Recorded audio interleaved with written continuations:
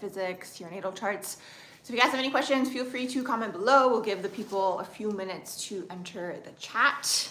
Also, if you guys want your own natal chart reading or progress natal chart reading or synastry reading, the information for all of that is going to be in the description box below. Welcome to all the people joining. Welcome, Ardia. How are you doing? I'm on a little bit sooner than scheduled. What do you guys want to talk about today?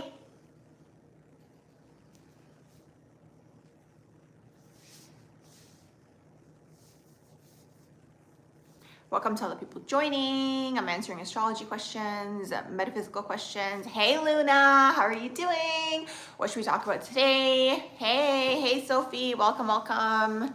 Welcome to everybody joining. Oh my gosh, Luna, connected. Oh my gosh, I'm so happy. Hey everyone, thank you for your questions. I'm just gonna let you guys join the chat and then I'll start answering your questions below. I'm gonna be answering astrology questions, metaphysical questions, questions about your natal charts. So if you guys have any questions, feel free to comment below. I will be going in order, and then later on, as more people come in the chat, I start bouncing back and forth between, up, down. Hey, Kelvin. Oh my gosh, Colombia's so cool. Yay, I'm so glad that was accurate, Ashley. That's so great. Yes, if you guys want your own natal chart reading, progress natal chart reading, or synastry reading, feel free to send me an email. You guys will find the information on my website underneath the readings tab. When you click the reading, an email window should pop up. Okay, when it pops up, you send me an email and then we'll go from there. I'll give you guys the information, the turnaround time, and all of that. Hey, Susie, what's going on? What's up, you guys? Thank you for joining the chat. Okay, I'm gonna get started. Feel free to comment below. I will be going in order. And anything you guys want to talk about today. So Sophie, you said, what does your Lilith in Pisces mean? And then after you said you also have premonitions. It could be that. It could be something else in your chart also that could give you the psychic gifts and abilities. I'm curious to know what else you got going on in your chart that could be contributing to that. Lilith is your dark side. It could be your rebellious side. It could be the area that you rebel through. It could also be your shadow self. It could be this as well. So having Lilith and Pisces, actually, interestingly enough, like the dark side of this is someone who could become kind of like a cult leader. So keep that in mind. Hey, what's up, you guys? How are you guys doing? Hey, Jack Star. I'm answering astrology questions, metaphysical questions, and questions about your natal charts. If you guys have any questions, feel free to comment below. Libra, Ascendant, Moon, and Scorpio. Oh yes, that's intense. So you're gonna have to get over the people-pleasing tendencies to basically go into that Scorpionic nature, okay? The Moon and Scorpio. Healer, for sure, with that Moon and Scorpio. Super psychic, super intuitive, but you could also be hypervigilant because of your upbringing. So that's just like the nature of Scorpionic energy though. You gotta go through like the depths to basically transform and transmute, and then you go into that healing energy, which is the ultimate expression of Scorpionic energy, if you ask me. 10th house is in Virgo, and its ruler is Mercury in the 7th house. Career advice. Your 7th house is in Gemini. Okay, 10th house Virgo. So you're perfecting something in terms of your career.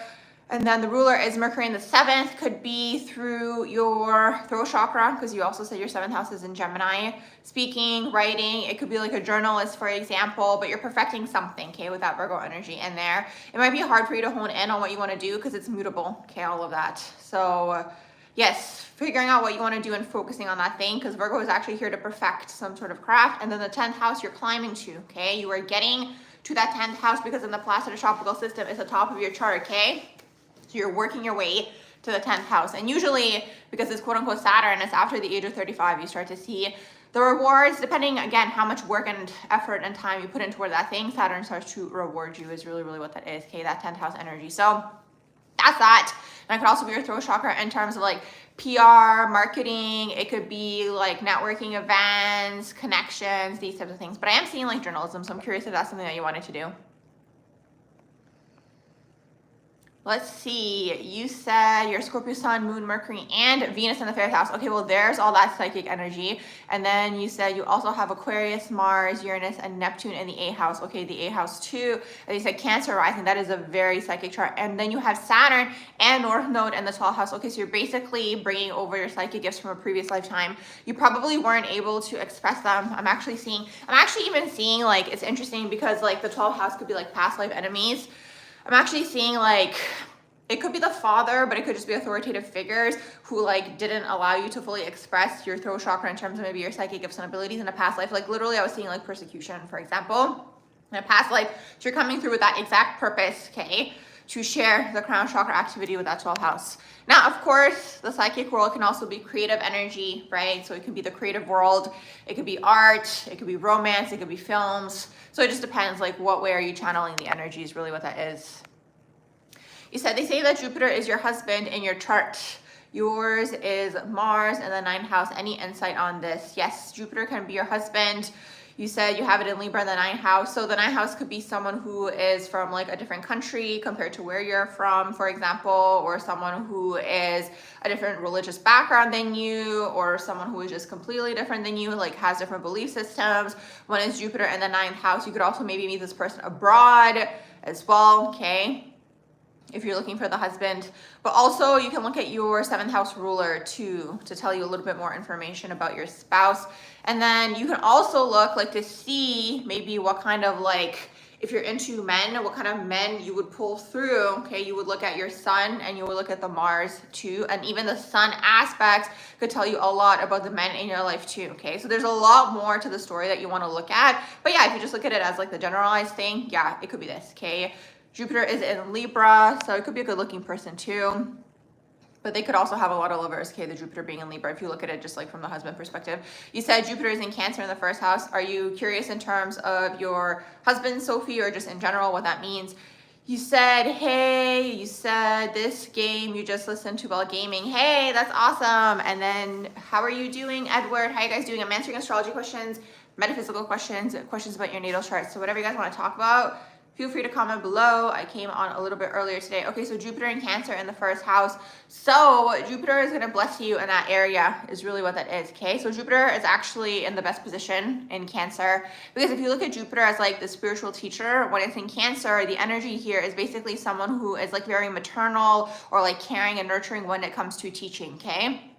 So it's like, it depends what else is going on in your chart. But like, let's say you were interested in teaching or helping people in this way. People would love to come to you because they feel like you're patient when you have Jupiter in Cancer, okay? It's like that very nurturing energy when you have Jupiter in Cancer. And then the 1st house, so you could also make money, let's say through, when you have Jupiter in Cancer, through real estate, through working from home. It could be through homes in general, okay? So it depends on the rest of the energies in your chart, but you have it in the 1st house too. The 1st house Jupiter is gonna give you the undertone of having either a Sag rising or a Pisces rising, okay?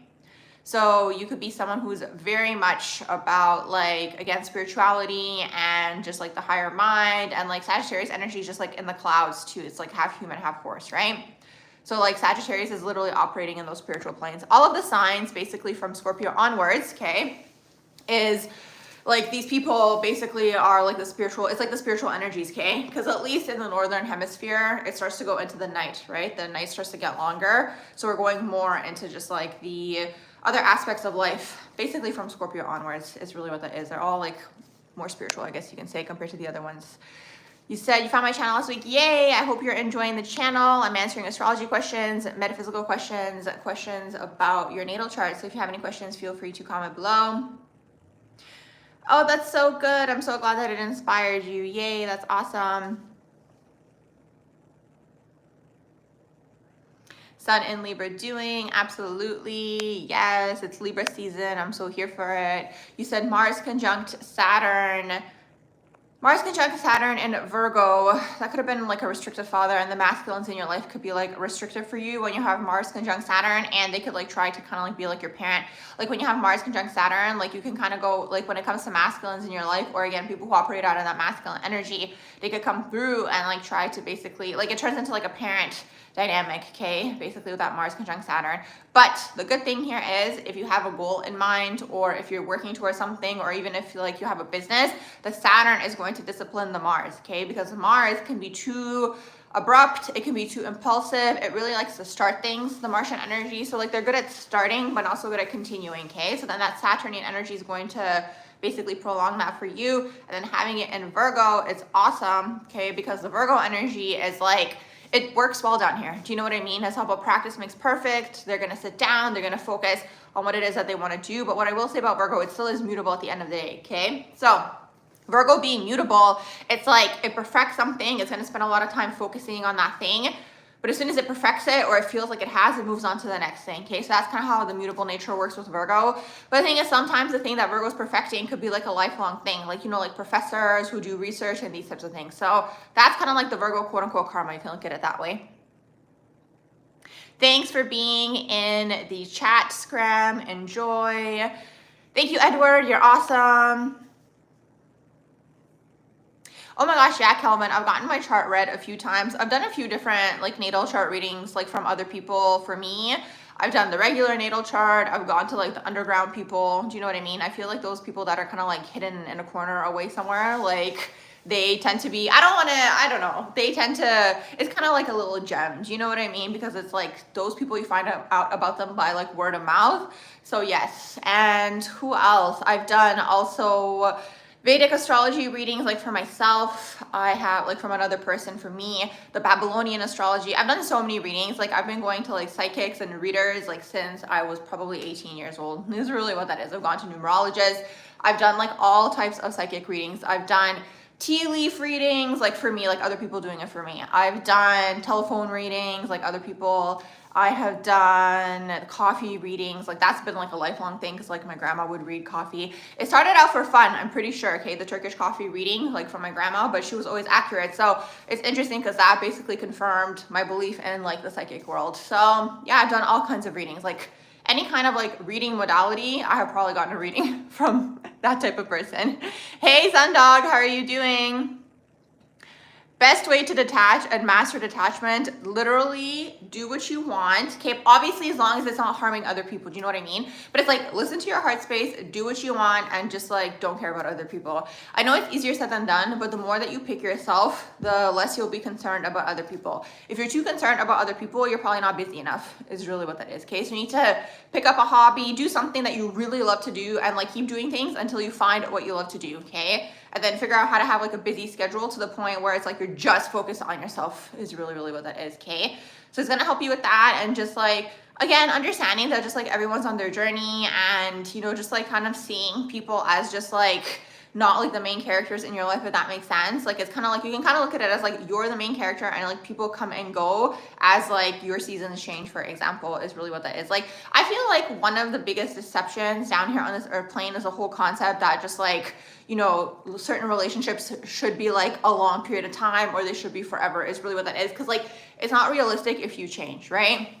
If you change, not everyone is going to change with you, is really what that is. And then it's like, let's say you have an abandonment mood and you're trying to grow, and then you have people around you, they can energetically be holding you back from where it is that you're trying to get to, okay? And then knowing that wherever you're trying to go, you will meet people who align with you for that phase of your life. I hope that that makes sense, but obviously it's practice. Hey. Oh, Sundog, I'm so happy. Yay. Thank you. Yes, if you guys want your own natal chart reading or progress natal chart reading, or if you guys want a synastry reading, feel free to send me an email and I'll send you guys, like I'll reply to you guys and I'll tell you guys, you know, the turnaround time and all of that, okay? But yeah, send me an email and we'll go from there. Hey, Concern, how are you doing? Hey, D, how are you doing as well? I'm just going back up. You said your midheaven is in Pisces and it falls in your 9th house. So if you have such like a psychic chart, I'm curious to know, like, what do you do in general? Do you know what I mean? Like work-wise, because you have such like a psychic chart with all that Scorpio energy, like the Piscean energy, the 12th house North Node, like that is all very, very like intuitive, like crown chakra types of things, like creativity, art, maybe even Capricorn rising, Mercury and Jupiter in the 11th house in Scorpio, Venus and Mars in the 10th house in Scorpio. Wow, that's a lot of Scorpio energy. So you have Capricorn rising, and then Mercury and Jupiter is in the 11th house in Scorpio, I'm guessing. And then Venus and Mars are also in Scorpio. So you have all of that in Scorpio. Wow, that's intense. Are you okay? How are you doing?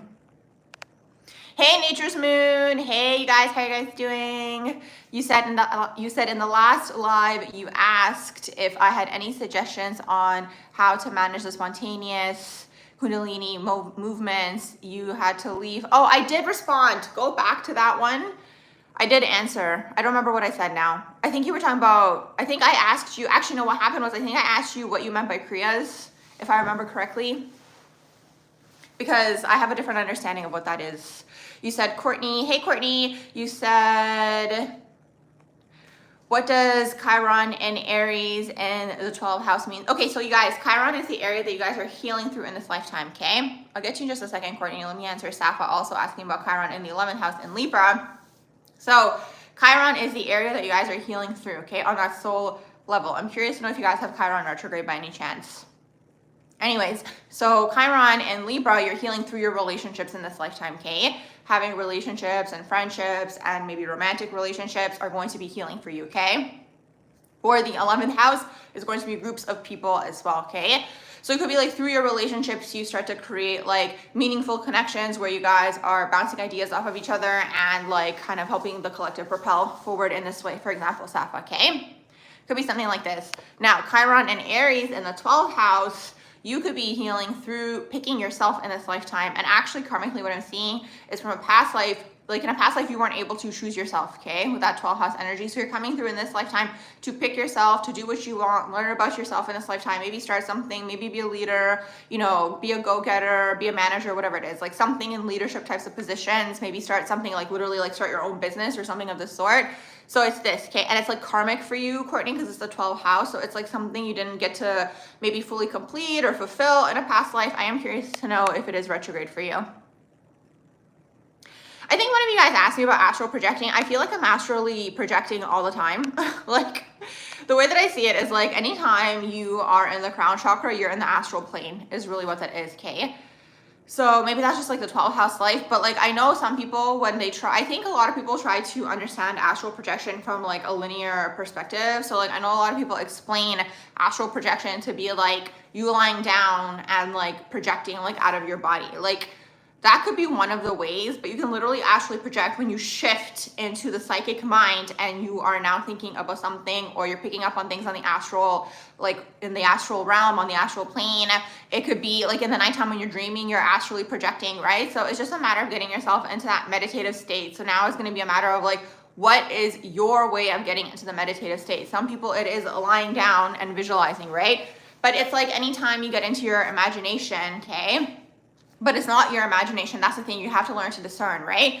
So anytime you go into that different brain state, okay, and I know there's like sciencey terms for it. I think it could be theta. I don't know. I could be wrong. But anyways, anything where it's like your nervous system is calmed down. And that's the whole point of meditation, right? You calm your nervous system down so you can kind of like go into this other aspect of your brain, right? And then you're connecting, like you're connecting through the crown chakra. So it's like for some people, meditation could be going to the gym. It's like anytime you're doing something repetitive. So it's like maybe you are cleaning the house. It's like it could be something mindless too. Some people do like coloring books. Maybe that will help you.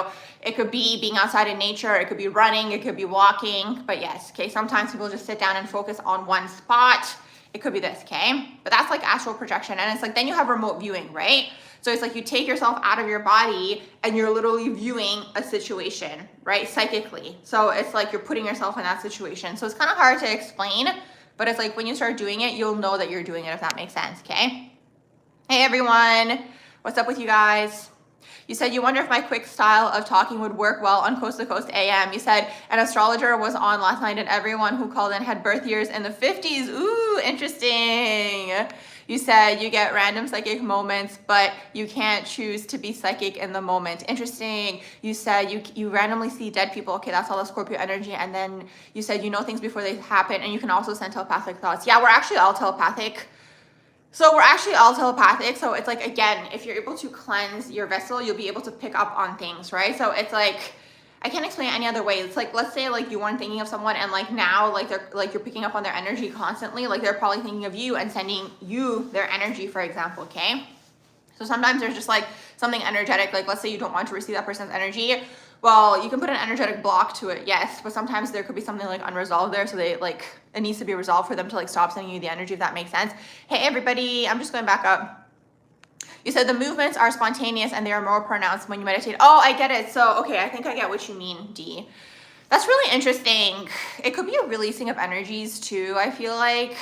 Because sometimes like, especially like energies get stored within the body. So like, I don't know if you ever, like if anybody ever gets that, like when you're like going into sleep, and it's like your body starts releasing energy because you're going into that relaxed state. That's kind of what it's giving me, that type of energy.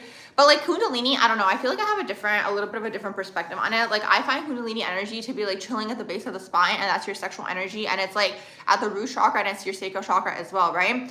So it's like the whole point of the Kundalini, and I guess they talk about this too, is you want to shoot it upwards to your higher chakras, right? But it's like, it's a matter of just like, the thing is, like as soon as the quote unquote Kundalini gets activated, or just like anytime there's like a lot of sexual energy present, it's going to bring people's stuff to the surface, okay? So like Scorpionic people are going to know what I'm talking about, because this is like Scorpio's realm, okay?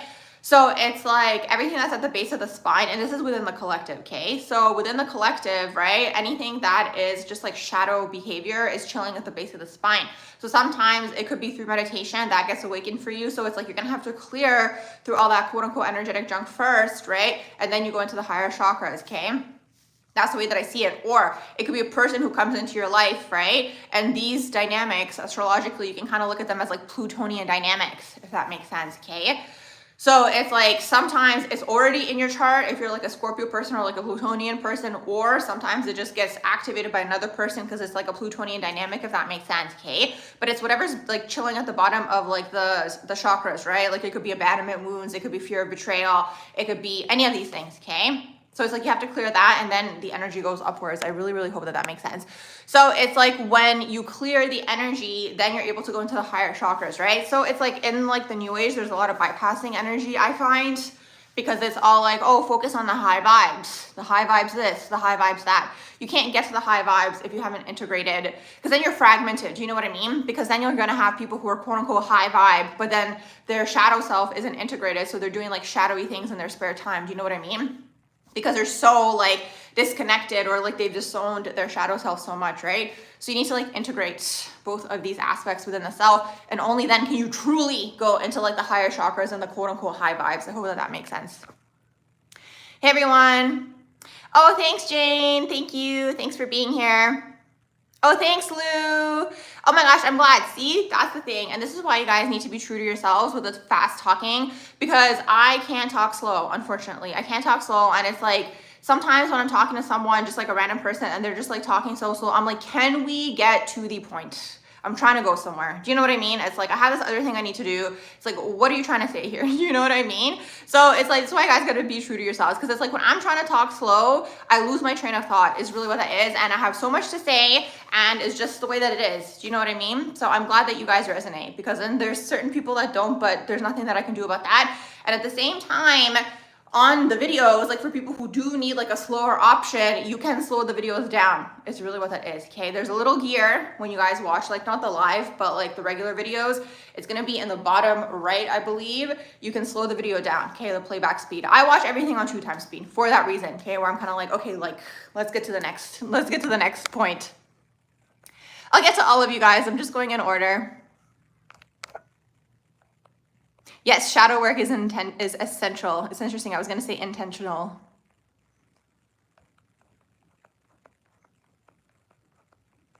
I'm just going back up now. Moon square Pluto. Yeah, that's an intense upbringing, and it's going to be a complex relationship with the mother, and then feminines in your life, okay?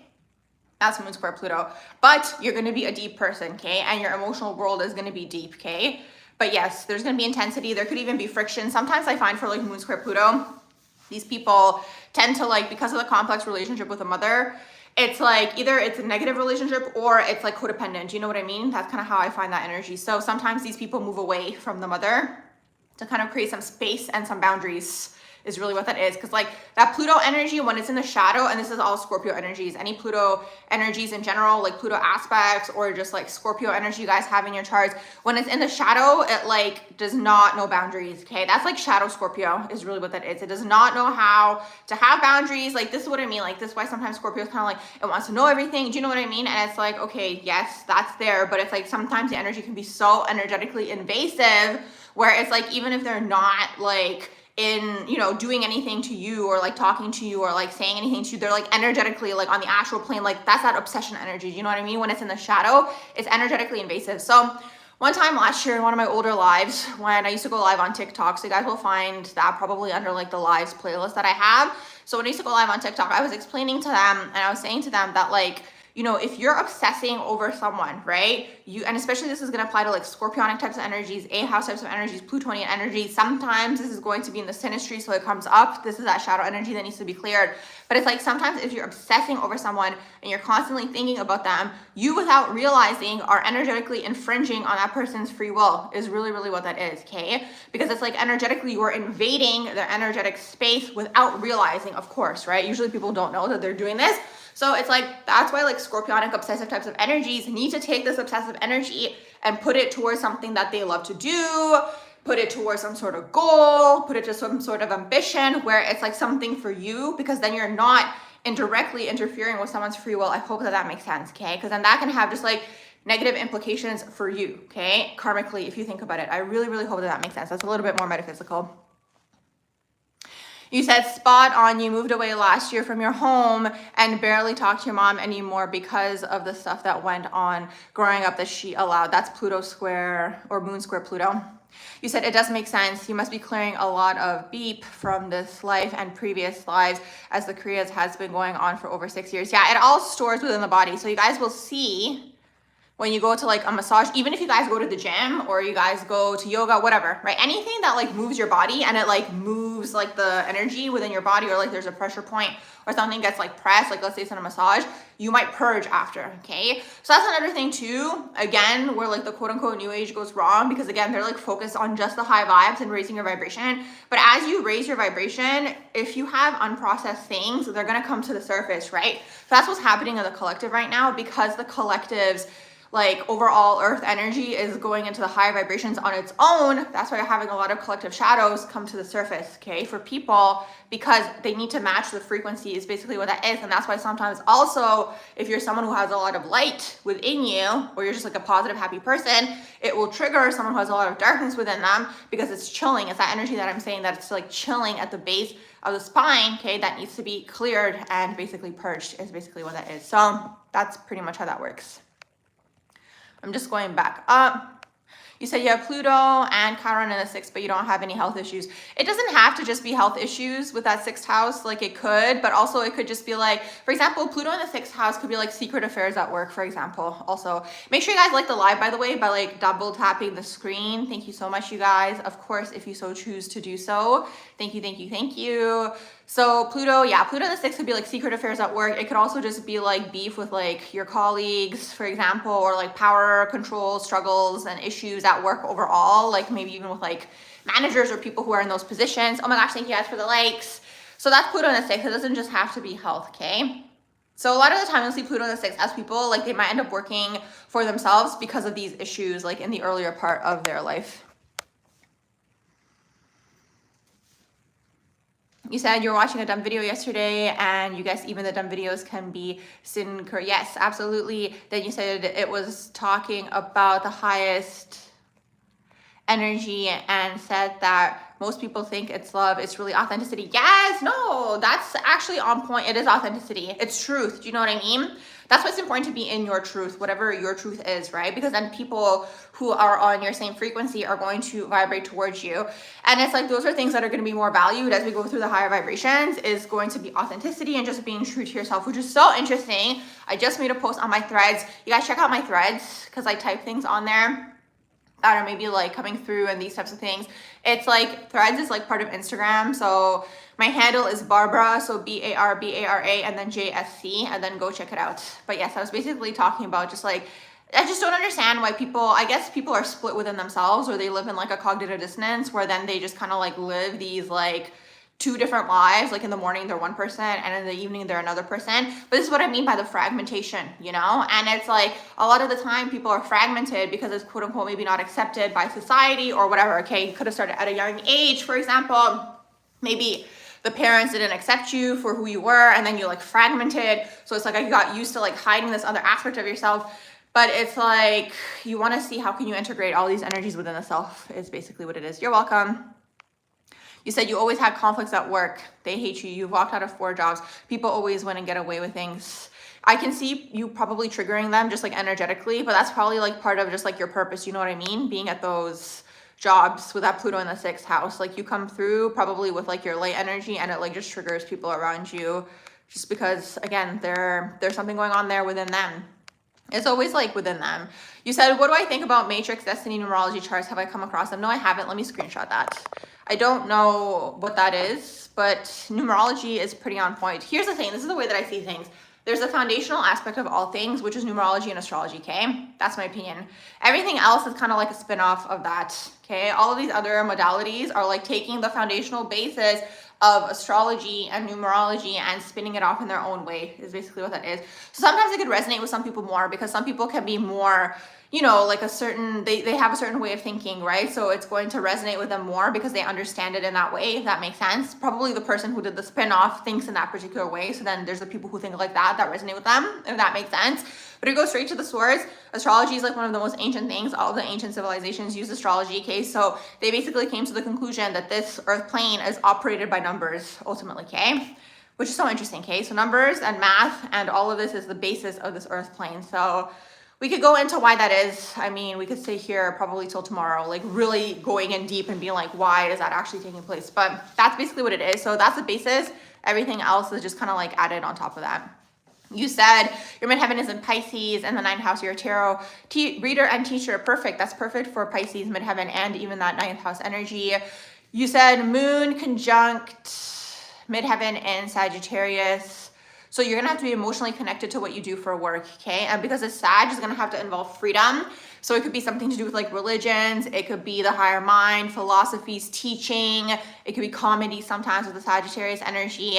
It could be like motivational speaking, for example. It could be travel, like a travel blog. So that's all Sagittarius energy, okay? But the moon conjunct midheaven, you have to be basically emotionally connected to what you do for work is basically what that is, okay? And also it could be kind of like your public image, because like the midheaven is your public image, right? Your public image, like you might not be able to hide, let's say, how you feel, for example, right? Because the moon is in there as well. So it's up to you to see whether that's a good thing or a bad thing. Then you have Grand Trine in water. Yeah, definitely super psychic, Sophie. You have Chiron and Sagittarius in the 6th house, so you're healing through the higher mind, higher learning, and actually routines with that 6th house as well. You have Chiron in retrograde, and then you have it in the 11th/12th house cusp. Can you tell me, is it in the 11th house or is it in the 12th house? Chiron retrograde, you're redoing that area in this lifetime again. So depending what house it's in and what sign it's in, it's probably something you didn't get to express in a previous lifetime, because retrograde, okay, is like anything with that RE, okay? Redo, relearn, reflect, okay? So when you guys have retrogrades in your chart, other than North Node, South Node, because North Node, South Node are always retrograde for everybody, but everything else, when you guys have retrogrades, is something that you didn't get to complete in a way in a previous lifetime for whatever reason. You get thrown back into this lifetime to basically do it again, is what it is. And sometimes it feels like it's just like a lot because you're like over it. Thank you, Sagittarius Flow, for the donation. You guys are awesome. You said your son is a Libra sun, and then you said you can definitely see the indecisive in him. Absolutely. I'm curious to know, is he also a Libra Mercury as well? Hey Esther, you said how can you learn to trust your intuition? You're a Libra Mars and you're way too indecisive. Okay, for the Libras out there, to learn to trust your intuition, here's the thing. It's like, in terms of intuition, it's kind of hard to teach. I do have a few videos on here where you guys can like do certain things to get in tune with your intuition, but really it's like a muscle. So it's like you guys have to train yourselves to like pay attention to what is the first thought about something, what is the first, you know, gut feeling about something. Like that first thought is usually your intuition, okay? Anything to follow is going to be your ego trying to convince you otherwise. So it's going to be a struggle for Libra, right? Because Libra can see things from all perspectives. So Libra's indecision usually comes from heart/intuition, right? Battling with the ego. That's the way that I see it, / the head, / the mind, / the people pleasing, / the programming, all these things, okay? So it's like, as a Libra, you're going to have to get really in tune with who are you first, right? Especially even if you have Libra sun, because if you're a Libra sun, it's like your identity is created and formed through other people. And it's like the sun is exalted in Aries. So when it's in Libra, it's a little bit of a struggle, okay? But regardless, like, you can still overcome this. The way that I see it is like, it is what it is, right? It's in your chart, so you just want to figure out how can you overcome the energy within you. So like, learn to train yourself. First of all, like, you get over the people-pleasing thing. You have to learn and accept that not everybody's gonna like you, okay? Because you probably also don't like everybody either. Like, if we're all realistic with ourselves, right? Like, not everybody vibes with each other, but like Libra wants everybody to like them, and it's like, that's just not realistic. And a lot of the time, I find Libra, like in the big three, so Sun, Moon, Rising, these people incarnate into like chaotic environments, okay? Like chaotic homes, chaotic environments. Usually like they're the ones who it's not that they're meant to keep the balance, but they kind of like start to get used to keeping the balance amongst everybody, right? So then it's like that perpetuates throughout your life, because then you're going to be keeping the balance within your friendships. It could be within relationships, within other people, and so on and so forth is really what that is with that Libra energy. So with that being said, okay, by you keeping the balance, it's like you kind of learn from a young age, okay, I shouldn't say this, or I shouldn't do this because I don't want to upset someone, because there's that like unconscious like chaos energy that's happening that Libra's trying to avoid, or people please and have everybody be happy. So Libra has to kind of get over that, is basically what that is. Because sometimes you guys can look at your chart as something that you're meant to, in a way, just like energetically transmute, if that makes sense, okay? So it's like when you get over that, you know, the more that you start to release like all of these things, you'll be able to get more in tune with your intuition, because then it's like you won't be in the logical mind as much, because Libra is a mental energy. I hope that that makes sense, right? So Libra's mental, so it's like they're thinking about everything, and it depends what else is going on in your chart, right? With the rest of the energies. But it's like Libra's mental, so they're gonna think about like all of like, okay, if I do it like this, it can be like this. If I do it like that, it can be like that. And it's like that can just be too much. So it's like learn to train yourself. First of all, again, learning yourself, but then like also getting in tune with like that initial feeling, right? So Libra kind of has to get out of the head and go more into the heart space, if that makes sense. Hidden enemies with the Gemini 12th house. Can you tell me, so your whole 12th house is occupied by Gemini? I don't do whole sign. I only do Placidus. You said he's a Scorpio Mercury. Oh, okay, that's good. The Scorpio Mercury. That's going to be interesting though with the Scorpio Mercury and then the Libra Sun, because that's really going to be like overthinking overload, because Scorpio is going to try to self-preserve themselves. So in them trying to self-preserve themselves, then in combination with Libra, it's going to be like literally thinking of all the scenarios. It's like, if I do it like this, it'll be like this. Like, yes. Narcissistic placements. You said you've experienced many with loss of plants in the first house. Or are you trying to say were you trying to say lots of planets in the first house? And you said also Pluto in the 12th house, and then you put the red flag. Here's the thing. I find that every energy can be narcissistic in a chart, okay? So I do feel like every energy can be. It depends on the person, and it depends how evolved they are, is really what that is. Because it's like, it depends, right? Because like Leo can be narcissistic because like of the ego, right? But then you also have Scorpio, for example, that can also be narcissistic because of just like the scorpionic, like self-preservation energy. So it depends. And you can look at Libra, and like you can even look at Libra, for example, even though Libra's people pleasing, they might come off quote unquote fake to people. You know what I mean? And that might be narcissistic to some people. So it's like, it depends how you look at it, right? Like you can kind of see all of the signs being narcissistic in one way, shape, or form. But it depends. It depends on the person. Like what I will say in terms of just like psychological manipulation, certain signs to watch out for, definitely Scorpio in the shadow. Do you know what I mean? Because Scorpio in the shadow, it's like, first of all, they're self-preserving. So they're going to try to get the best possible outcome. Like when they're in the shadow energy, okay? This isn't like an evolved Scorpio, but when they're in the shadow, they're going to be self-preserving. Like all Scorpio energy is self-preserving, but they're like really going to be self-preserving to the point where it's like they want the best possible outcome in a certain situation. So they might leave information out. They might not say certain things. They might manipulate you, they might telepathically, like there's just so much going on with that energy as well, okay? So it depends, honestly. You said he's a very deep thinker. Absolutely. Scorpio, I think, is one of the most intelligent signs in my opinion. That's why, because they're so intelligent, when they're in the shadow, they can be like master manipulators. Do you know what I mean? Like they can literally execute something like in terms of energetic manipulation to the point where it's like you wouldn't be able to pinpoint that it's them, or sometimes even just like energetic manipulation, just like with the way that they move to make you think that something was your idea. Like it's a really interesting energy. It's really, really interesting. So it depends. You said people-pleasing tendencies is something you desperately need to outgrow. Good. That's good. You're welcome. You said thoughts on quantum timeline jumping and how do I feel after this eclipse? Or is it more so long-term effects? The vibes are really strange to me. To me, the vibes feel very much like last December, okay? I can't explain it any other way. It was like a switch that flipped on just like, even like the fall equinox. Like to me, it was literally like summer was just like cut. It's like, it's done now. Okay. It's kind of like, we're really going into just like the final Pluto and Capricorn clearance energetically. So I don't know, like during this period of time, a lot of people are going to feel like they're being energetically pulled back into the old timelines. Also, you have to like try to not engage in the energy to be pulled back energetically, if that makes sense, okay? And it's interesting because now that we're back in Pluto and Capricorn, I was thinking to myself just today, and I was like, wow, when we were in Pluto and Aquarius, like those energies were wild. Like that energy is just like, I can't explain it any other way than just like, you know, like those like particles that are just like bouncing all over the place, like that's Pluto in Aquarius. So yeah, just like riding out the wave of Pluto and Capricorn, but overall quantum / timeline jumping is hard to say because it's like when you look at astrology, we're just like energetically restricted in one way, shape, or form. So it's like you can kind of play within it a little bit, but at the same time, you have to try to figure out, this is for everybody, okay?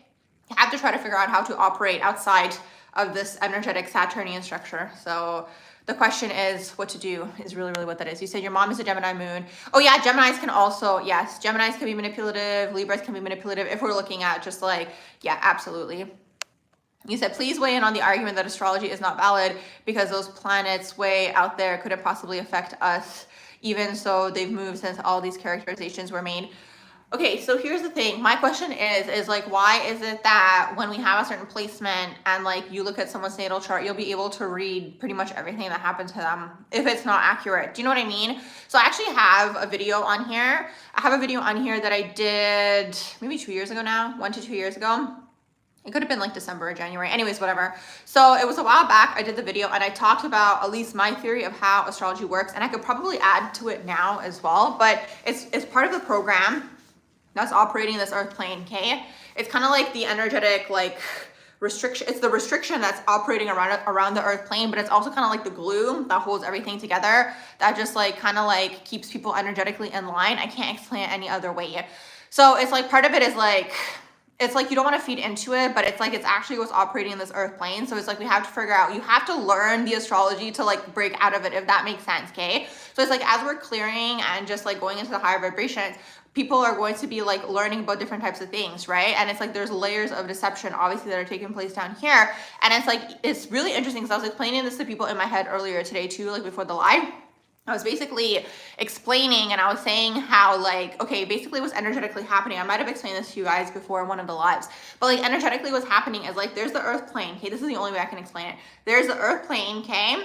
And then there's this energetic thing, whatever it is, around the earth plane that operates this earth plane in terms of the astrology, okay? So the planets are within that, okay? And I've seen pictures and I've like made posts on here and even on my threads where it's like, it's basically showing how like the stars are underneath this energetic structure, okay? Some people think it's a physical structure. I don't think it's physical personally, okay? I think it is an energetic structure that is around the earth plane, and that personally, in my opinion, I think is operated by Saturn. And that's why you have a lot of these quote unquote different religions where they are praising the black sun, okay?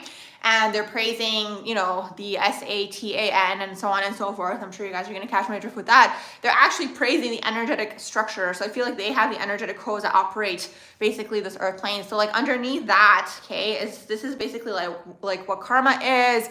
It's basically like how like, you know, people have energetic repercussions and so on and so forth, okay? So what I was seeing or explaining today too was like, so the earth plane is here and then above the earth plane is this energetic structure. And basically like now that so many things are being revealed, it's because like we're going into the higher vibration, the earth plane, right? So we're going closer and closer to this energetic thing that's around earth, right?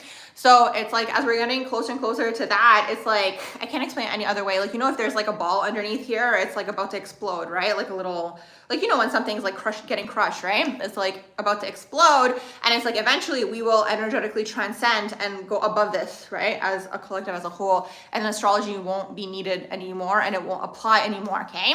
But the thing is, you will see with people who don't believe in astrology, okay, you will see that unconsciously, more than anybody, those people are playing out their astrological placements. It's just so fascinating to me. So anyways, that's my story about all of that. You said, is the 9 to 5 / corporate life / college degree, etc. a trap? I mean, here's the thing. I don't want to deter anyone from getting an education, okay? Because obviously everyone has a free will to do what they want. And sometimes people weren't able to do that in a previous lifetime. So it is part of their life purpose to do that because they have that desire on a soul level. But I was actually just thinking today, because it's like, even if you guys look at like recent events and all the information that we're finding out about certain people, to me, it just seems like there's just like 2 different sets of rules. It's like there's a certain set of, and not even rules, it seems like they don't even have rules amongst each other. It's almost like there's 2 separate like societies energetically that are like happening at the same time. It's like there's like the trajectory for like the everyday person, and then for like the other group of people, which like they're engaging and just like the most intense type of stuff. I'm gonna try to speak between the lines here. Do you know what I mean? So it's like when you look at it from that perspective, it's like none of them are engaging in any of those things. Do you know what I mean? So if anything, it's a distraction. It's just something to keep people busy and distracted and entertained and so on and so forth from whatever else you could potentially be doing. I hope that that makes sense. Okay, you guys are catching my drift. Okay, oh my gosh, I'm so glad. See, your vibe attracts your tribe. I'm so glad that you guys understand what I am trying to explain. So it's like when you see a lot of these things, and it's so interesting that I'm doing this live right now because I was even thinking about this today.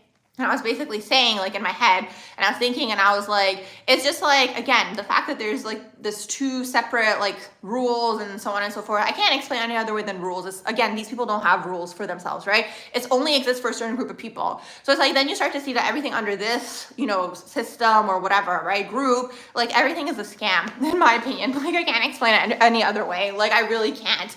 Is really what that is. Like, it's either a scam or it's a distraction, and it's all made to siphon your life force energy. I was talking about this in the last live too, okay?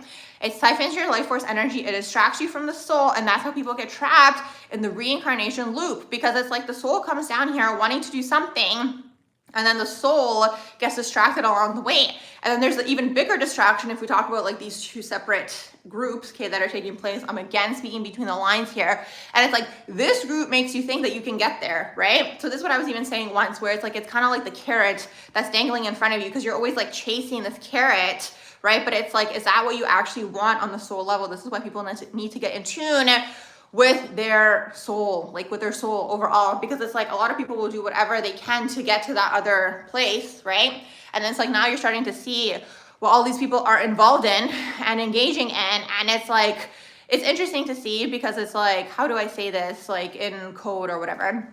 Like, it's like, you know, people are going to talk about how people quote unquote like sell their SOUL, right? But it's like, it might not be literal, but it's like by engaging in a lot of these activities, it's like fragmenting the soul, if that makes sense.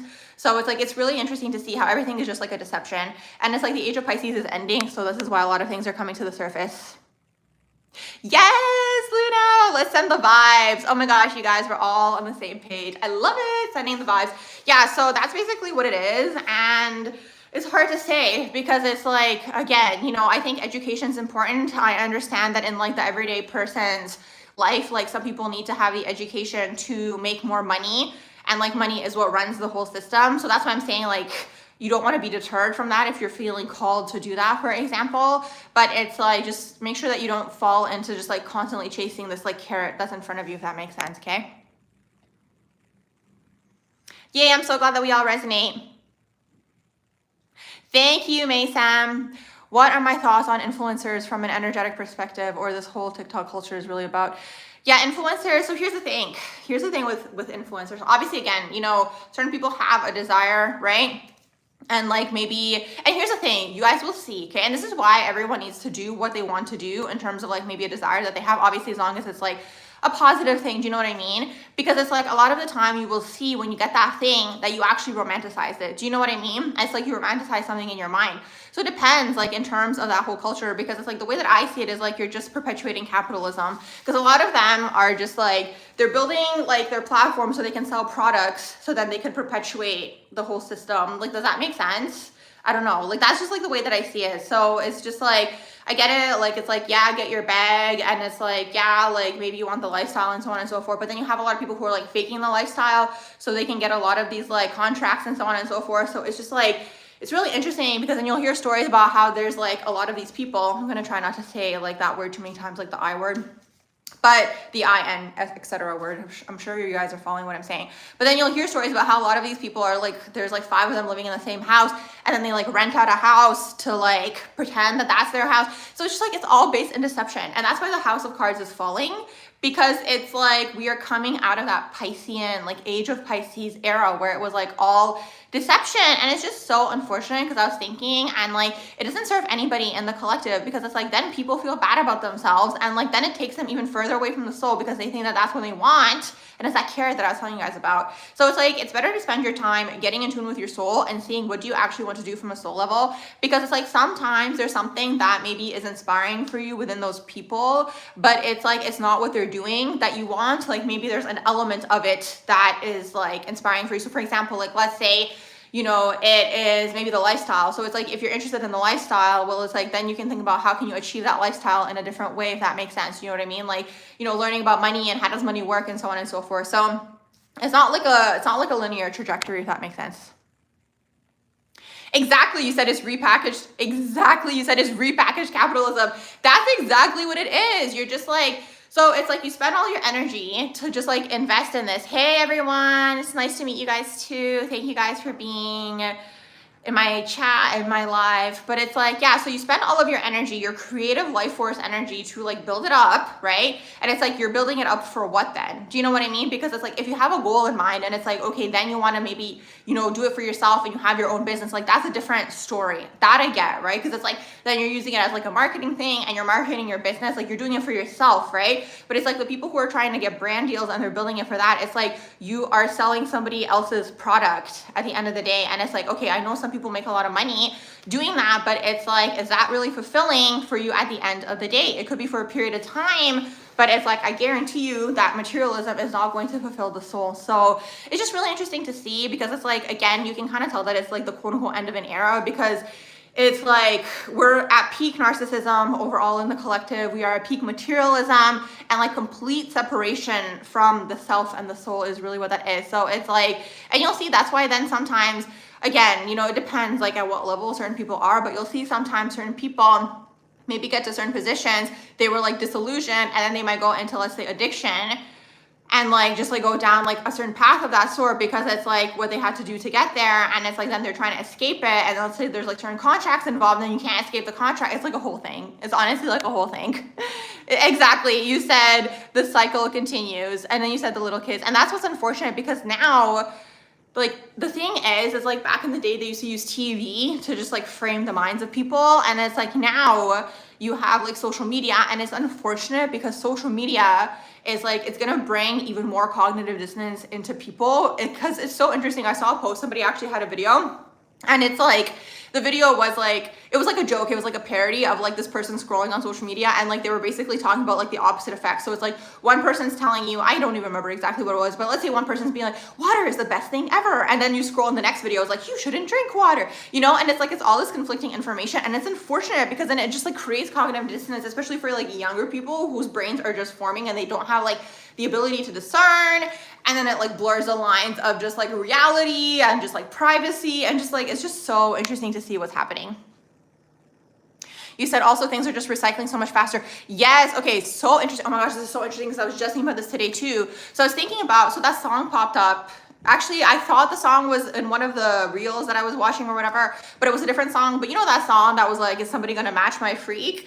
And I was thinking, and I was like, oh my gosh, the song was so popular for like 5 minutes, and I personally completely forgot about it now. And it's so interesting to see, because it's like, with these apps now, it's like the song goes viral, but it's like, it's kind of like as fast as it rises, it like also crashes, and then it's the next thing that rises fast, and then it crashes. There's no more longevity in things anymore. So it's just really interesting to see just like all of that happening.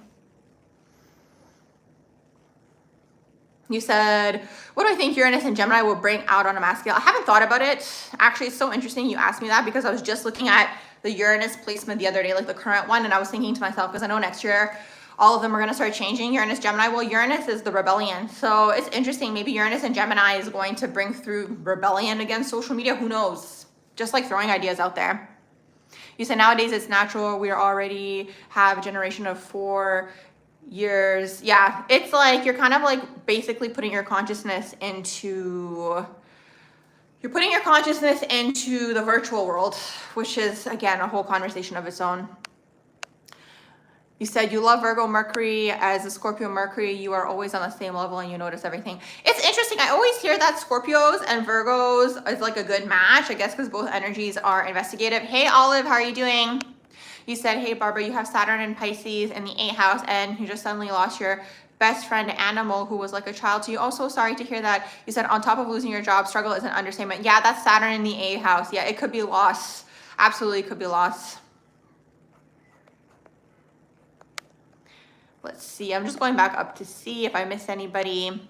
33/6 life path here. Oh, nice. That's one of the master numbers. Hey, from Ireland, you have one daughter with Chiron, 4 degrees, Neptune, 18 degrees, Pisces, 12th house, and another daughter with also Chiron, 13 degrees, Neptune 5 degrees, Pisces 5th house. Would this be a past life connection? I mean, I'd have to look a little bit deeper to see what's going on between their charts, because Neptune in the 12th house could just be someone who's really, really creative and energetically sensitive, and maybe they have that in common. What is my take on Chiron retrograde? Probably a lot of wounds. Oh, you mean Chiron retrograde in your own natal chart? I think I told you guys that already in the earlier part of the live. It's usually like past life things that you didn't get to clear in this lifetime. You said, what's another way you can do shadow work besides journaling? Honestly, you guys, it's anytime you are faced with that moment, you have to change your behavior. That's literally what it is, okay? So it's like you can sit down and meditate and think about it and dream about it and all these types of things.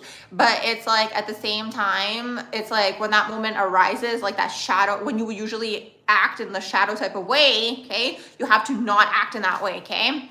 So like for example, okay, let's say when you were younger, you weren't accepted for being who you were. This is for everybody, just like as an example, okay? Let's say you weren't accepted for being who you were and you got used to hiding, okay, who you are, and by you hiding who you are is also a lot of maybe like you just used to lying, for example, right? So it's like, let's say you want to transmute this energy within, right, to be more authentic. Let's say you were faced in, you know, with that moment where someone is asking you something and, you know, your usual like shadow behavior would be to lie, right? Because again, it's connected to all of this that I just mentioned, but it's like you're trying to clear that within yourself. Well, in that particular moment, you have to be honest. And now you've cleared this for the first time, okay? So it keeps coming up until you change that behavior within the self. That's how you do shadow work, okay? Let's say your shadow is like control issues. Okay, let's say it's control issues, and it's like, let's say like you're dating someone, and usually control issues is from a lack of control when you were younger, and maybe even a fear of abandonment, for example, okay? Because everything comes from the childhood. So like, let's say you're dating someone and you have control issues and like it's connected to your fear of abandonment, and like, let's say this person is not responding to your message, okay? And you could think like on the surface that like you're worried about where they are, okay? But at the same time, like it could be this, right? It could be this, but like, let's say it's not that, right? Let's say you're not actually worried about where this person is or like whatever, like let's say logically in that situation, because usually when you go into the trigger and you go into the wound, it's not logical, right? You are coming out of like the fear programming, I guess you can say, or just like the survival mechanism or whatever way, shape, or form you want to look at it, right? So like, let's say, for example, like there is no logical explanation, or there is the logical explanation for why this person is not responding to you and you're dating this person, but it's like you are struggling with the fear of abandonment and you want to now know what's going on. Let's say you go into your wound and you call this person like 50 times, you know, and it's like there's no reason for you to call them, because let's say they did say, I'm here, you know, whatever, they just happen to not respond to your message. I hope that makes sense, okay? So there's no logical reason for you to be acting like this. It's a shadow that's triggered within you for whatever reason, right? So in that moment, you have to have the awareness to be like, okay, this is my shadow trait. Usually I act in this way when I'm triggered. I have to not do this right now, okay? So by you not doing that, okay, in that moment, let's say it's to call this person 15 times, for example, right?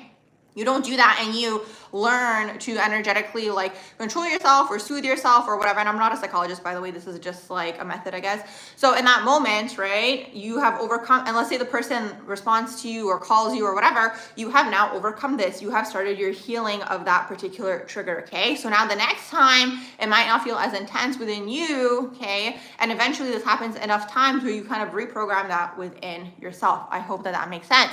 Here's another example. This is another common one. Let's say it is a throat chakra thing, okay? So like, let's say you have the fear of speaking up, and let's say you could be a people-pleasing person. Fear of speaking up could be connected to like people-pleasing, or yeah, people-pleasing, wanting everyone to like you, or just like really being like suppressed in terms of your throat chakra when you were young, okay? So let's say it's this, and let's say, okay, you are at the store, and let's say like somebody charges you twice for something, for example, okay? And like usually, right, because of the wounding, you might not say something to that person, but it's like really bothering you because this person charged you twice and whatever, it could have been an accident, but like, again, you have the fear of saying something to that person. So you have to overcome that fear, right, by actually doing the action to say something, right? And now that you've said it and you've had a positive outcome, you now clear and heal that wound within the self, okay? So it's a lot of self-awareness, and it's a lot of learning to control the self and basically regulate yourself is really, really what that is, okay? So that's how you can heal the shadows. You said, yes, the only real way to engage in shadow work exactly is through emotions and energy in whatever that chakra is. Yay, I'm so glad that that resonated. Yay, that's awesome. Do I have any thoughts on, okay, hold on a second. You said, do I have any thoughts on a Saturn conjuncting natal Jupiter house 6 / opposite ascendant? It kind of scares you because your Saturn, is this the transit? You said your boyfriend got this transit in his 4th house and he was forced to move from his, I'd have to see that like in front of me. Then you said you're bad. The question about Saturn / on natal Jupiter in the 6th house concerns a transit. Okay, so it is about a transit. Okay, so you said, I'd have to see that. I'd have to see what's going on with the overall entire natal chart. And you said it makes so much sense about the shadow. Yeah, that's the only way you can heal. So everything else is a band-aid, okay, guys? Everything that they teach you, like, sure, you can have, like let's say, for example, let's say like you're Mercury in Aries, okay? And Mercury in Aries is someone who could go automatically into aggression. Like, let's say they're in the opposite energy, okay? Let's say there's someone who, as soon as there's like, let's say this same example, right, that I gave you guys, where someone got charged, like accidentally charged you twice, the Mercury and Aries person could be like the person who wants to fight them right away, okay? Like in the shadow, like let's say the energy is in the shadow, right? They might want to fight them right away. They might want to say something right away. They might want to engage in like a conflict right away, right? That could also be a shadow trait, right? Where it's like you take a step back and you're like, okay, maybe it was just a mistake. Maybe they didn't do it on purpose. And then it's like within yourself, you're like, okay, I'm not going to fight with them. I'm just going to address this in whatever other manner that I can. And then you heal that aspect within yourself, okay? So the only time you guys can heal something is, first of all, you have to have awareness of the trigger. And then you guys have to reflect even deeper, right? Because it's kind of like peeling off an onion. You guys have to reflect and be like, where does this stem from, okay? Because all these things stem from somewhere, and it always goes back to the original 2 caregivers and the childhood and so on and so forth, okay? And usually these shadow traits are what's holding you back from where it is that you're trying to go in your life, is really what that is, okay? So we have the main like collective wounds that I tell you guys about in terms of like the lower chakras, the lower 3 chakras. I have videos on that under my Exploring the Chakras playlist. I talk about the lower 3 chakras. Those are like collective wounds. So those are kind of like a theme that I've noticed within the collective is a pattern, right? But then you're going to have individual wounds to you, right? Just like I mentioned, it could be a throat chakra wound.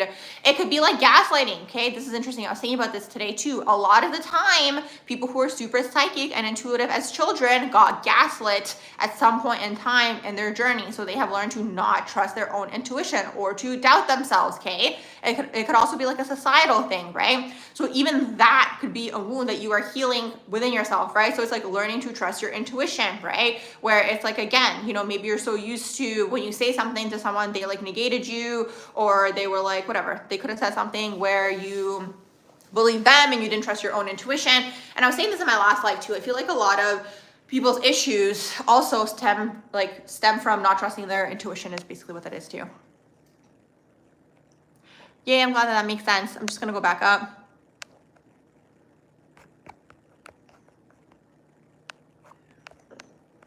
You said, hold on, where was it? I love you guys too. Hey Katsura, how are you guys doing? You said it's crazy out here. It is, out in these streets. You said it's a shame that this planet places so many traps, illusions, and distractions in our past, but it's all about overcoming. We were incarnated to learn and experience what our soul couldn't in the ether. Yeah, it's done by design, because the whole reason this earth plane operates is because of our energy, is really what that is. Do you know what I mean? So it's just like a matter of getting in tune with the intuition and like learning to just trust the self and listen to what you want to do in any given moment, is basically what it is, because usually it's protecting you. Do you know what I mean? And it could be something like, it could be such like a thing where you don't think it's like a big thing. Do you know what I mean? Like, let's say today, for example, like you wanted to go to the grocery store, right? And it's like, you know, you just have this vibe within you and you're like, I don't feel like it today. I'd rather do this other thing. Like, let's say your friend messaged you and you're like, I'd rather go hang out with my friend. I'll just go to the grocery store tomorrow. And it's like, maybe there's the other part of you that's like, oh, but I said I was gonna go today. Maybe I should go. But it's like the intuition kind of in that moment, like you're not thinking of it, it's mindless, right? It's like, whatever, I'll just do it tomorrow, right? And then you find out, let's say the next day, oh my gosh, yesterday it was closed. There's the intuition playing out. You know what I mean?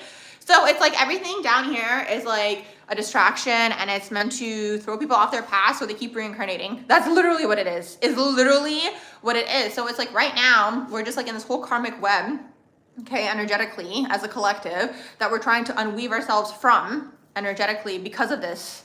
Is really what that is. And a lot of that is connected to like the lower vibrational emotions too, right? Like when you look at the chakras, you'd have to clear and heal like the lower vibrational emotions that are taking place. Sometimes shame, sometimes guilt, sometimes fear is a big one too. So all these things. Pluto going into Pisces, oh my gosh, that's in the future. I actually saw by the time we went into Pluto and Pisces, I actually did a video. I took it down because there was some like things in there that I found to be too crowny, like crown chakra-esque. This was a few years ago that I did this video. But back then, I was picturing us going into Pluto and Pisces. Like by the time we get to that point, I feel like it's going to be very, very spiritual. And I felt like people were going to be like more energetically merged. Like I saw us like during that period of time, like more like gender neutral. And like even to the point, like eventually I was seeing us like getting to the point of just like even getting like to the point of like translucent skin. Like that's what I was seeing back then. Now I'd have to like think about it to see what would come through. But yeah, it would probably be like more psychic. You can send me an email if you guys would like. Oh, crowny, like crown chakra. That's one of my terms. Too crowny, like when I'm in the crown and I'm like super far in the ethers, like in the future, if that makes sense. Yes, if you guys would like your own natal chart reading, you guys can send me an email. You said the shadow work can feel overwhelming when you first start, but doing the one small thing at a time. Yes, it helps you. That's awesome. You said kind of like building a muscle to do things differently. Exactly. And I think everybody can do it is really what that is. You said you're excited for Pluto, Pisces, art and music. Absolutely. Yes, you guys can find my email under my About tab, I believe. It should be there. Regardless, it's going to be on my website. Okay, so if you guys go on my website, you can find my email there. You said Mercury in the 5th house. And then you said you need to protect yourself. You said you feel like it's only a few that get into the higher frequencies. Interesting. There's something else someone said here. I'm trying to find it. You said yes, and you feel like they're still like bonded. Yeah, you are, if that makes sense. All the brand contracts and you constantly need to perform. It looks more glamorous on the outside. Okay, so here's the next thing, okay? So speaking of that, I was just thinking about that today. So I was thinking about how it's really interesting to me because remember how I was telling you guys about the 2 separate groups, right? So it's like this group, right, over here, which is most people. Everything that's operated around this group is like a form of control, right? So it's like it trickles from the top down, so the whole group like remains controlled, and then these people out here are like wilding out and doing whatever they want, right? And I mean, there's like karmic repercussions, but that's like a whole different conversations of its own. But anyway, so what I was thinking about was like, you will, if you get in tune with your intuition, you will be able to pick up on when someone is trying to energetically bind you to them, okay? Is basically what that is. So it's interesting to see because it's like, again, if you're trying to make the jump over here, there's a lot of energetic binding that takes place. That's why a lot of people are reincarnated and recycled in the same group because they're energetically bound basically to that. Okay, I hope that that makes sense. So it's really interesting because it's like, I don't know, it's really interesting to see that like contracts are even like a thing overall because it's like, what are you even really signing if you think about it, right? And it's like if you sign a contract, right away. Actually, you know what's interesting? Oh my gosh, what's interesting? I learned this from a shaman so many years ago. The shaman basically said anytime you sign any contract, they were saying you were giving your power away, which makes so much sense, right? Like let's say you sign a contract for a job, right? It's like you're giving your power away to them because it's like you're basically signing, you're like, I'm going to listen to your rules now, right? Which makes sense, right? So it's like, I get it. I get why contracts are needed in certain situations, like certain legal situations. Yes, I get that. But it's like, it's an interesting concept to think about because it's like, it's really interesting because it's like, I don't know where you guys are in the world, but like over here, it's like sometimes like you have to sign a contract for like 2 years and you're on that with that company for 2 years to get the phone, right? So it was interesting because before I learned any of this, I like got over the whole signing the contract thing to get the phone for 2 years because like, I don't know if it's just like psychic life, but like my phones would always break before 2 years or maybe they're designed to be that way, right? So it's like literally since I was 18, I would always get like my own phones and so on and so forth and pay like my own phone bill and so on and so forth. So it's like, it's interesting because like ever since then in the beginning, I would like always do like the 2 year thing because it's just like, you don't think of it, you know what I mean? But after a while, I was like, I'm just gonna buy the phone because it's like, I would rather buy the phone than be bound to the company for those 2 years. So it's like really interesting because like I always had that energetically within myself where it's like, I just had the aversion to it and it kind of makes sense now when I learned that. Hey, how are you guys doing? He said, can you really soul contracts that? Yeah, absolutely you can. I don't know if I believe in that so much anymore. Soul contracts, karmic thing. Like, I don't know how to explain it. Like, it's like if you're operating out of the unconscious, right? Which once again, a lot of it is going to be your astrological placement and the shadows and the shadow self, right? I feel like at that point in time, yes, you're going to have karmic situations, right? Because those things are showing you the areas where maybe you need to develop or like maybe you have shadow traits that you need to work on, right?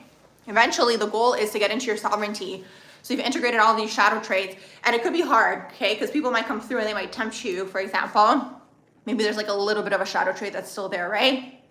So it's like when you get to that point where you become fully sovereign, I don't know how much I believe in the whole soul contract thing anymore. Like I get it, because it's like for you to get to maybe that level of just like clearing the energy and like unweaving yourself from that web, it's like you have to go through some of the new age concepts, which I do believe are true to a certain extent, but it's like I don't think you're bound to these things. Do you know what I mean? And sometimes what you can say to yourself, even like in your head, like telepathically, you can just be like, I release like all soul contracts and like all dimensions, like all time and space.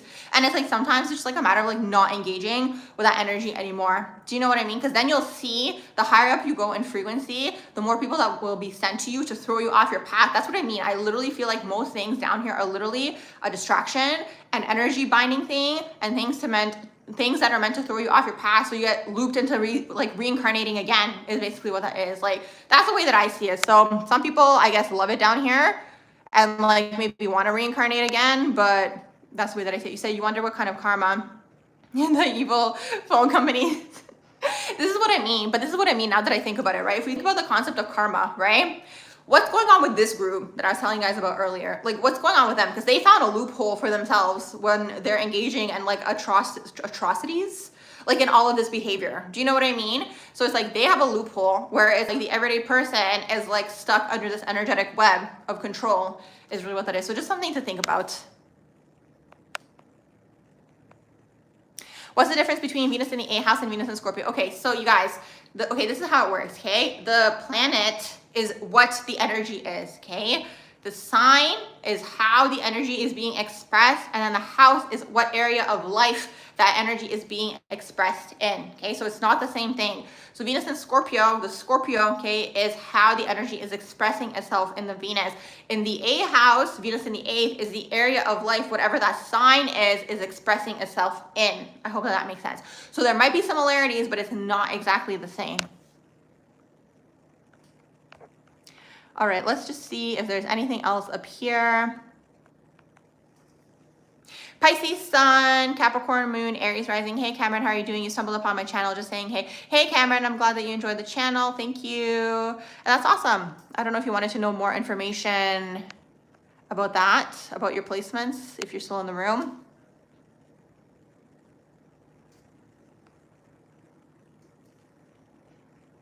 Thank you, Kat. I don't look at transits for people. Like I don't do transit readings. I don't do predictive astrology. You want to study astrology, any advice where to start? Okay, so it depends how you learn. I'm going to say it that way. It depends how you learn, because it's like some people need to be in a classroom setting and they need to have it like, you know, they need to have tests, and because there's a test, there's a deadline, and then you'll learn by that point, right? So some people learn like that. But it's like, I'll tell you guys how I learned, and I don't know if that's going to resonate with you guys, because again, we all learn differently. But for me, I started based off of myself, okay? So I started based off of myself and based off of my own chart. Then I started learning each of the placements and what all of those meant. Then what I would do is I would connect those placements to certain people that I know, or celebrities or public figures, to see how is the energy being expressed in that person. So I personally am very clairsentient, okay? I tap into the energy. I'm sure you guys hear in the videos, I am actually feeling into the energy. And a lot of the time, because I'm feeling into the energy, because I'm also psychic and intuitive, I can see sometimes someone, like for example, like a certain person is going to pop into my mind, and I'm going to be like, this energy reminds me of this person. It's like they are acting like this energy acts how this person is, for example, right? So that's how it works for me. So it's like, that's how I would go through it. So usually I would be like tapping into someone that I know, or so on and so forth. So then you have to learn 12 of everything. And then it depends how you learn. It really is, because it's like, there's a lot to learn, but it's like taking it one step at a time. And like, again, it depends how you are as a person, because it's like, for example, I have to be really interested in that thing to learn that thing. If I'm not interested, then there's no point. Do you know what I mean? In learning it, because it's not going to register energetically for me, at least, right? So it's like, I also learn sometimes, for example, by like people that I meet, I tap into their energy and I'm like, what's going on with this person? What's going on with their chart? So it's kind of like a whole thing is really, really what that is. And now anytime anything is going on, or I'm watching anything, I'm like, well, what's going on with that person's chart? What's going on with that person's chart? And I call it an energetic repertoire. So for me, there is an energetic repertoire of like how the energies feel within people. So when I meet people, I can feel it within them, basically. You said after a while, you start to see the energies within people. Absolutely. You said you learn to freestyle and by observing. Oh, that's nice. You're welcome. Okay, you guys, if you want, hey Manning, how are you doing? Okay, so if you guys want to do your own natal chart reading, like if you guys want me to do a natal chart reading for you, progress natal chart reading or synastry reading, send me an email and then we'll go from there. It's going to be in the description box below. I'm going to sign off now. Thank you for your questions, for your comments, for the conversations. If I missed your question, I will get to you next time. And I hope you all have a beautiful rest of your evening.